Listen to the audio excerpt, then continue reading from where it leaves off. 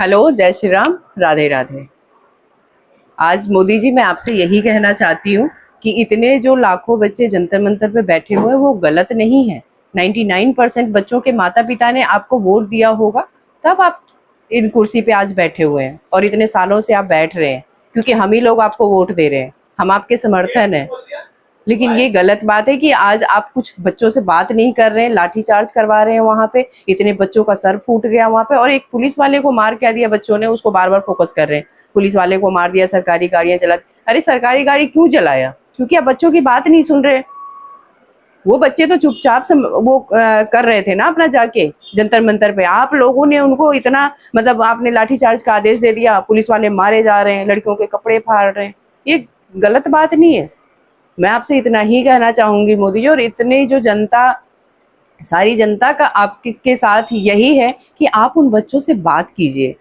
आप बात नहीं कर रहे हैं। आप अपना जितना बीजेपी का समर्थन है उनको आप बना रहे कि उनको, कि मेरा कहीं से टूट न जाए, कोई राज्य मेरा छूट न जाए। तो ये बहुत ही गलत बात है। उन माता पिता से पूछिए जिनको बच्चे ने सुसाइड कर लिया, उनसे पूछिए कि वो, उनके माता पिता आज कैसे जीवित होंगे जिनके बच्चों ने उनके आंखों के सामने सुसाइड किया।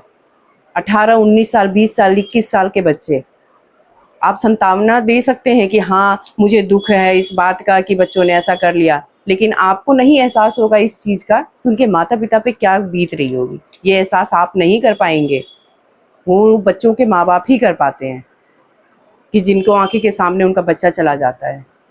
इसीलिए आप बच्चों से बात कीजिए। आप बच्चों से बात नहीं कर रहे हैं, चुपचाप वो मुंह बंद करके बैठे हुए हैं और उन बच्चों पे लाठीचार्ज का आदेश दे रहे हैं। उन बच्चों को, लाखों बच्चे वहां पे बिना खाए पिए भूखे प्यासे बैठे हुए हैं। तो आप बात कीजिए ना उनसे, क्या दिक्कत है बात करने में? वो गलत नहीं बोल रहे हैं, वो अपने हक के लिए लड़ रहे हैं। आपको भी तो जब वोट चाहिए होता है तो चले जाते हैं, बिहार में चले जाते हैं, उड़ीसा में चले जाते हैं, बंगाल में। तो वो बच्चे कहाँ जाएं? वो कहीं और तो नहीं जाएंगे, आपके पास ही आएंगे। तो आप, मेरे वही कहने का मतलब है और इन लाखों बच्चों का वही कहने का है कि आप उनका जो भी, उनका जो चीज़ वो मांग रहे हैं उस पर आप विचार कीजिए, बात कीजिए, ना कि उन बच्चों को मारिए।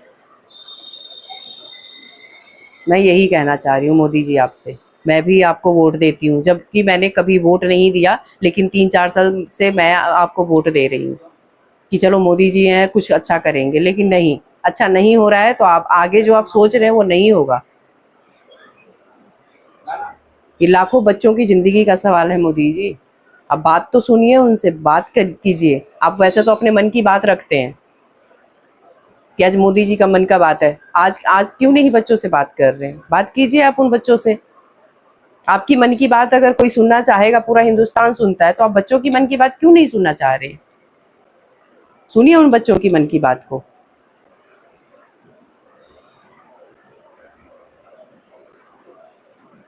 वो जो मांग रहे हैं उनकी मांग पूरी कीजिए। आपको, आप इसलिए नहीं पूरी कर रहे हैं कि आपको लग रहा है कि उसने मुझे उड़ीसा से जितवाया है, अगर वो, उसको हम हटा देंगे शिक्षा मंत्री के पद से तो हमारा कहीं सपोर्ट वहां टूट न जाए। लेकिन ये गलत बात है, बच्चों की जिंदगी से बढ़ के नहीं है। आप देखिए उस चीज को, समझिए उस बात को। कोई तो तोड़ निकालेंगे ना आप। पूरे कितने लाखों रुपए दे के तब बच्चा पेपर की तैयारी करता है पूरे 1 साल, और पेपर लीक हो गया। हल्की बात है क्या? ये मामूली बात है पेपर लीक हो जाना?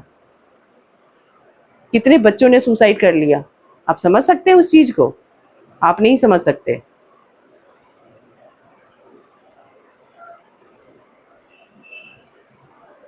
जिन माँ बापों के बच्चे चले जाते हैं, आप उनसे जाके पूछिए।